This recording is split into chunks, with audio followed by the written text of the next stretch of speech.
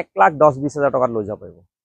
1 লাখ টকা ডিপি দিলে হৈ যাব আৰু 1 লাখ টকাত লৈ যাব পাৰিব। 1,40,000 টকা ডিপিত ল'ব, কিবা এটা ডিছকাউণ্ট কৰিম, 90,000 টকাত লৈ যাব পাৰিব। 1 লাখ টকা 90,000 টকা 80,000 টকা ডিপিত লৈ যাব পাৰিব আৰু 1.5 লাখ টকামান ডিপিত লৈ যাব পাৰিব। 1 লাখ টকামানত লৈ যাব পাৰিব। 1 লাখ দিলে লৈ যাব। 1 লাখত লৈ যাব। 2,25,000 টকা আমি দাম ৰাখিছোঁ, 3.5 লাখ টকা দাম ৰাখিছোঁ। নমস্কাৰ, মই আপোনাৰ সকলোকে অসম ব্লগৰ অন্য এটা ভিডিঅ'লৈ স্বাগতম জনাইছোঁ। মই আহিছোঁ বহুত দিন মূৰত যোৰহাটৰ এটা হিউজ ষ্টক থকা ডিলাৰ। যদি আপোনালোকে ভাল কম চলা গাড়ী যদি আপোনালোকে কিনিম বুলি ভাবিছে বা ক্ৰয় কৰিম বুলি ভাবি থৈছে, তেন্তে আপোনালোকে আহক যোৰহাটৰ কৰঙা ঢেকীয়াজুলিত থকা ঋতু কাৰ্পেজ। আৰু ঋতু কাৰ্পেজৰ ষ্টক দেখা পাইছে, বিভিন্ন ধৰণৰ ষ্টক আছে, সকলোখিনি ডিটেইলছ দিব চেষ্টা কৰিম। তাৰ আগতে আপুনি যদি ইউটিউবত চাই চেনেলটো ছাবস্ক্ৰাইব কৰিব আৰু যদি ফেচবুকত চাই পেজটো ফ'ল' কৰিব, লাইক কৰিব, শ্বেয়াৰ কৰিব। তেন্তে আমি বেছি দেৰি নকৰোঁ, আমাৰ লগত এই ডিলাৰ স্বত্বাধিকাৰী আছে ঋতুদাৰ লগত কথা পাতি আছোঁ। তাৰপিছত আপোনালোকক বাকী ডিটেইলছ আমি দি আছোঁ। নমস্কাৰ ঋতুদা। নমস্কাৰ। ভালে আছে? ভালে। অ'কে, পোনপ্ৰথমে ইয়াৰ এড্ৰেছটো কৈ দিয়ক, ক'ত আহিব? আপোনালোকে যোৰহাটত আহিব লাগিব। যোৰহাটৰ পৰা গৰালি হৈ তিতাবৰ যোৱা ৰাস্তাতে আমাৰ ইয়াতে পাব। যোৰহাট টাউনৰ পৰা 9-10 কিলোমিটাৰমান। এক্সচেঞ্জ ৰিফাইনেন্সৰ সুবিধা হৈ যাব। বাইক স্কুটি হৈ যায়? বাইকো হ'ব, স্কুটিও হ'ব। খালি এইটো এটা কনফিউজন এটা আছে যে মানুহে ভাবে বাইক এখন দি গাড়ীখন লৈ যাব পাৰি, আৰু প্লাছ বহুত মানুহে ফোন কৰে যে আমাৰ ইনষ্টলমেণ্ট থকা বাইক ল'ব নেকি। ইনষ্টলমেণ্ট থকা বাইক আমি কোনো কাৰণতে নলওঁ, কিয়নো ইনষ্টলমেণ্ট থকা বাইকখন নিজৰ বাইক নহয়, সেইটো ফাইনেন্সৰ বাইক হয়।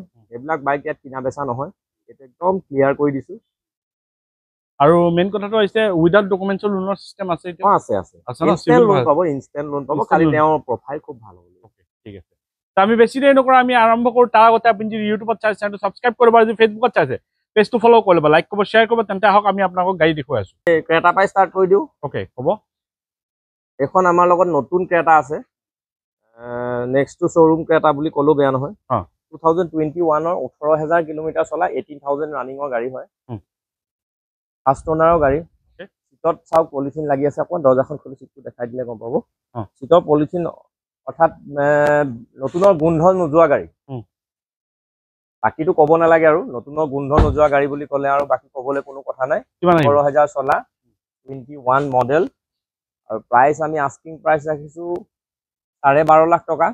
ডিছকাউণ্ট হ'ব, ডিছকাউণ্ট হ'ব, আৰু 3 লাখমান টকা ডিপিত লৈ যাব পাৰিব। নেক্সট আমাক কওক বলেৰো আমি দেখুৱাইছোঁ এখন BS4ত শ্ব'ৰুম কণ্ডিশ্যন গাড়ী। এইখন গাড়ী হৈছে 2017 মডেল। এইটো গাড়ী ফাৰ্ষ্ট অ'নাৰ, প্ৰফেচাৰৰ গাড়ী হয়, টিচাৰৰ গাড়ী। খুব ধুনীয়া কণ্ডিশ্যন গাড়ী, ফাৰ্ষ্ট অ'নাৰ গাড়ী, ঘৰত চলোৱা গাড়ী হয়। Power plus ZLX, 65,000 kilometre on service record. Service record আপোনালোকে চাই ল'ব পাৰিব। ইয়াৰ প্ৰাইচ আহিব 6,85,000 টকা। 6,85,000, সৰু মৰু নিগচিয়েবল কিবা এটা কৰি দিম। নেক্সট আমি আকৌ এখন কম চলা গাড়ী দেখুৱাওঁ, ডিজায়াৰ 17 মডেল, 17 চনৰ ডিজায়াৰ ZXi। টপ মডেল গাড়ী, 36,000 কিলোমিটাৰ চলিছে, স্পেয়াৰ হুইল ইউজ হোৱা নাই, পুছ বুটাম ষ্টাৰ্ট এণ্ড ষ্টপ আছে, আৰু আপোনাৰ এলয় হুইল আছে, ABS, এয়াৰ বেগ, সকলোখিনি ফিচাৰ্ছ আছে। স্পেয়াৰ হুইল লগোৱা হোৱা নাই, বাম্পাৰ টু বাম্পাৰ অৰিজিনেল কালাৰৰ গাড়ী। গাড়ী 2022-23 মডেল বুলি ক'ব। মডেল হৈছে 17 মডেল, ফাৰ্ষ্ট অ'নাৰ গাড়ী। প্ৰাইচ আহিব 6,10,000 টকা আস্কিং প্ৰাইচ। আহিলে আমি ডিছকাউণ্ট কৰি দিম অলপ চলপ, 1.5 লাখ টকা ডিপিত লৈ যাব পাৰিব।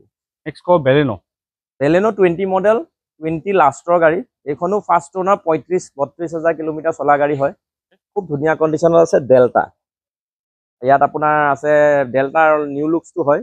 ইয়াত আপোনাৰ প্ৰজেক্টৰ হেডলেম্প পাই যাব, AC, power steering, power window, company fitted music system, air bag, ABS, সকলোবিলাক আপোনালোকে পাই যাব। দুটা এয়াৰ বেগ আহিব, আৰু আপোনাৰ ছাইড ভিউ মিৰৰটো আপোনাৰ ইলেক্ট্ৰনিক হ'ব। বাকী গাড়ী আমি দাম ৰাখিছোঁ 5,80,000 টকা আস্কিং প্ৰাইচ। আহিলে ডিছকাউণ্ট হ'ব, 1.5 লাখ টকা ডিপিত লৈ যাব পাৰিব। নেক্সট এখন আমি ডিজায়াৰ দেখাম, 47,000 কিলোমিটাৰ চলা, ফাৰ্ষ্ট অ'নাৰ গাড়ী। এইখনো খুব ধুনীয়া কণ্ডিশ্যনত আছে, 47,000 কিলোমিটাৰ চলিছে, ফাৰ্ষ্ট অ'নাৰ গাড়ী। গাড়ী ভিতৰে বাহিৰে সকলোবিলাক ধুনীয়া কণ্ডিশ্যনতে আছে। ইয়াৰ আমি দাম ৰাখিছোঁ 5,80,000 টকা। তাতে আহিলে কিবা এটা সৰু মৰু ডিছকাউণ্ট কৰি দিম, 1.5 লাখ টকা ডিপিত লৈ যাব পাৰিব। i20 স্পৰ্টছ, i20 আছে এখন 9,000 কিলোমিটাৰ চলা, 9,000 ৰানিং i20 22 মডেলৰ স্পৰ্টছ গাড়ী। As it is brand new condition আছে। নেক্সট টু শ্ব'ৰুম গাড়ী হয় এখনো, আপোনাৰ নেক্সট টু শ্ব'ৰুম গাড়ী, খুব ধুনীয়া condition, first owner. 9000 running price আহিব 6,80,000 আস্কিং প্ৰাইচ আহিলে সৰু সৰু ডিসকাউন্ট কৰি দিম 1.5 লাখ টকা ডিপিত লৈ যাব পাৰিব ব্ৰেজা আছে আমাৰ পেট্ৰলত আছে এখন 21 ৰ গাড়ী এখনো ফাৰ্ষ্ট ওনাৰ গাড়ী 50,000 ৰ আশে-পাশে চলি আছে গাড়ী 50,000 আশে-পাশে চলি আছে পুশ বুটাম ষ্টাৰ্ট থকা গাড়ী হয় এটো VXI অপচনেল হয় ইয়াত পুশ বুটাম ষ্টাৰ্ট পাব company fitted music system ABS airbag alloy wheel নাহে ইয়াত সিলভাৰ কালাৰ অৰিজিনেল কালাৰৰ গাড়ী 50,000 ৰানিং 6,80,000 আস্কিং প্ৰাইচ সৰু মৰু কিবা এটা ডিসকাউন্ট কৰি দিয়া হ'ব নেক্সট ক'ব স্কৰপিঅ আছে S10 2015 ৰ মডেল 70,000 ৰ ওপৰত চলা আছে 75 73 এনেকুৱা কিবা এটা কিলোমিটাৰ চলিছে গাড়ী এখন সেকেন্ড ওনাৰ গাড়ী হয় সেকেন্ড পাৰ্টি গাড়ী খুব ধুনীয়া কন্ডিশন আছে গাড়ী কন্ডিশন চালে আপোনালোকে নিশ্চয় জানি যাব দাম ৰাখিছো আমি 7,85,000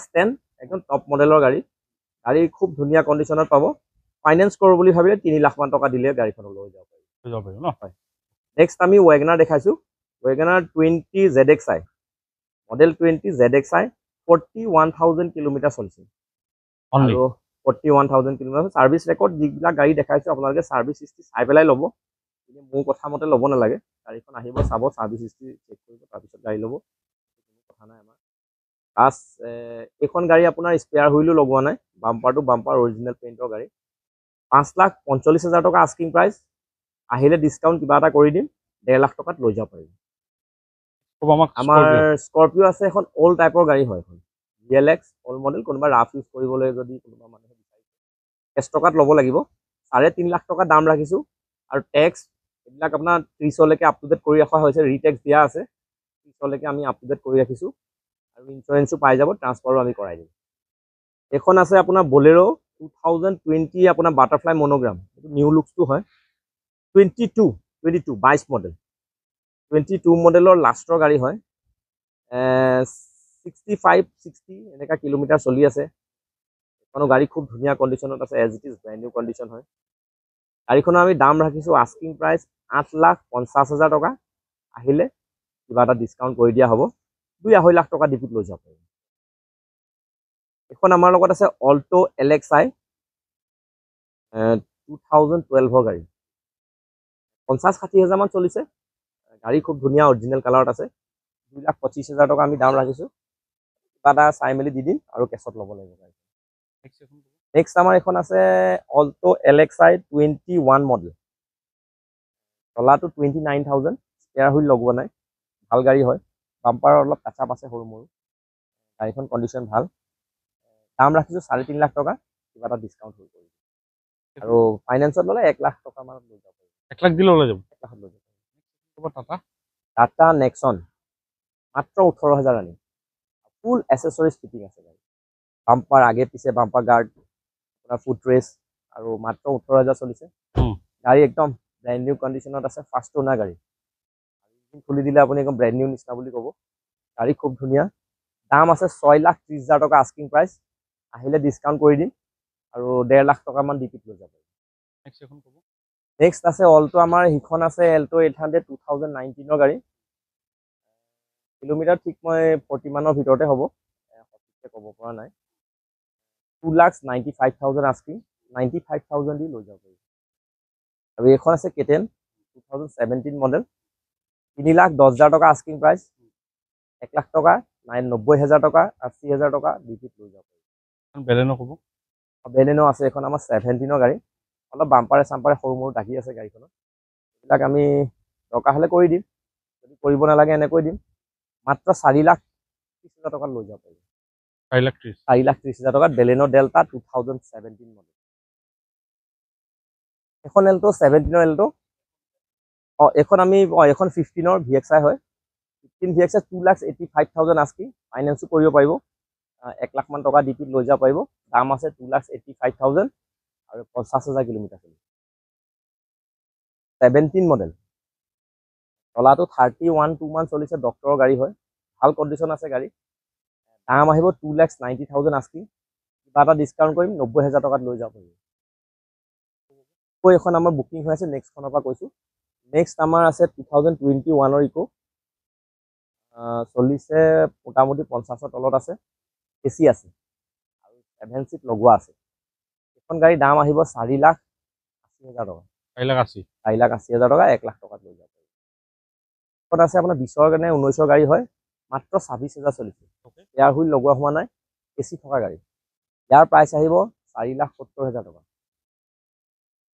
এখন ভেন আছে 19ৰ 2,85,000 টকা।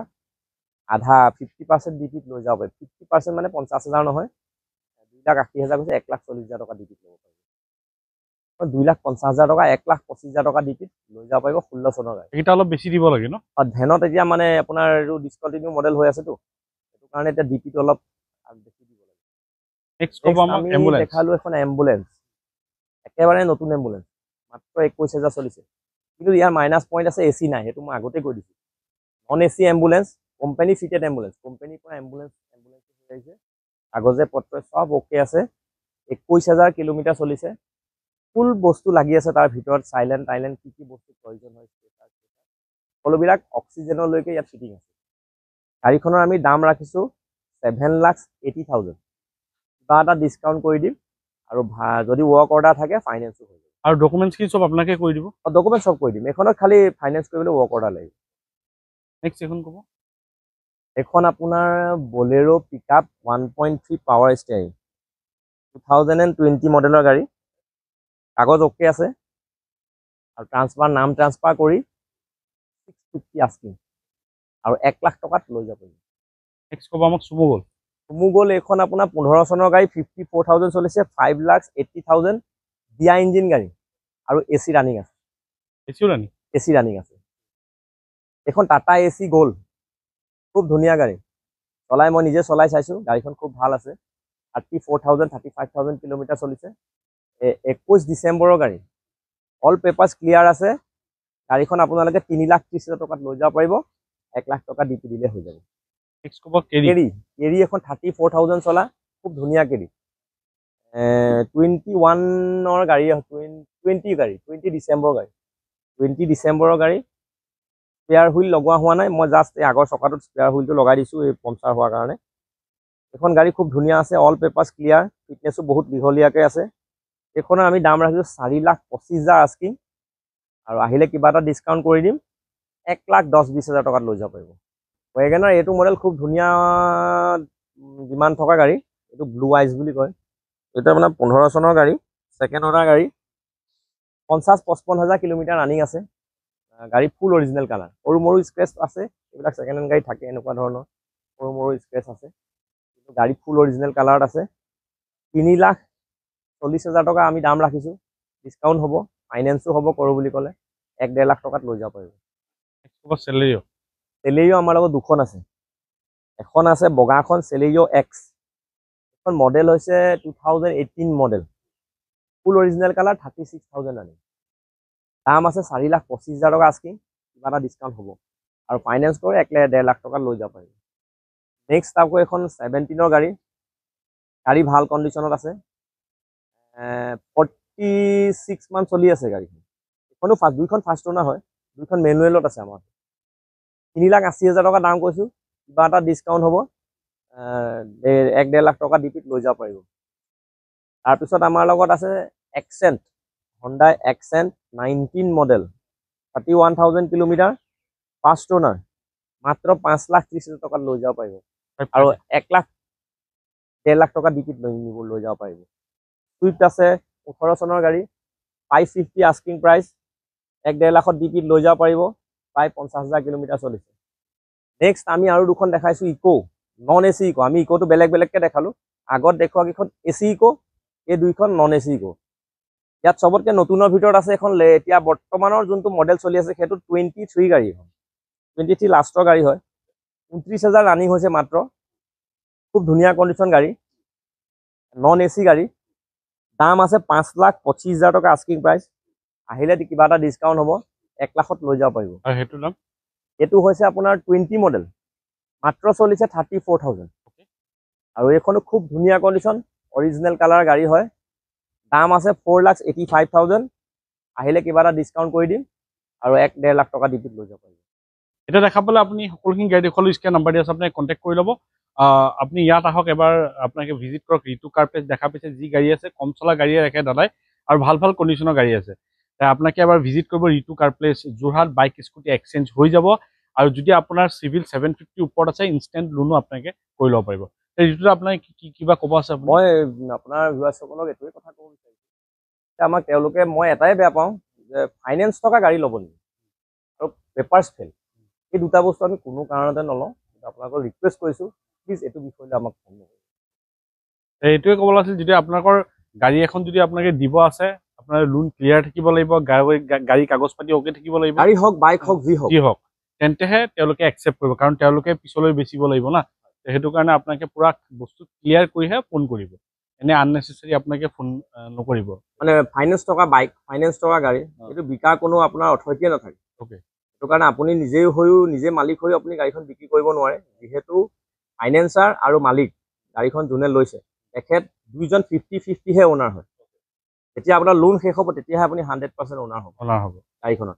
যদি আপুনি অ'নাৰে নহয়, বিক্ৰী কেনেকৈ কৰিব? সেইখিনিয়ে ক'ল যে নতুন ষ্টক আহিলে আকৌ আহিম। যদি চেনেলটো ছাবস্ক্ৰাইব কৰিব, আৰু যদি ভিডিঅ'টো ভাল লাগে লাইক কৰিব, আগলৈ শ্বেয়াৰ কৰিব। আজিলৈ নতুন এটা ভিডিঅ' আশা দি টাটা, বাই বাই, জয় অসম। ইয়াত মাথা খায়।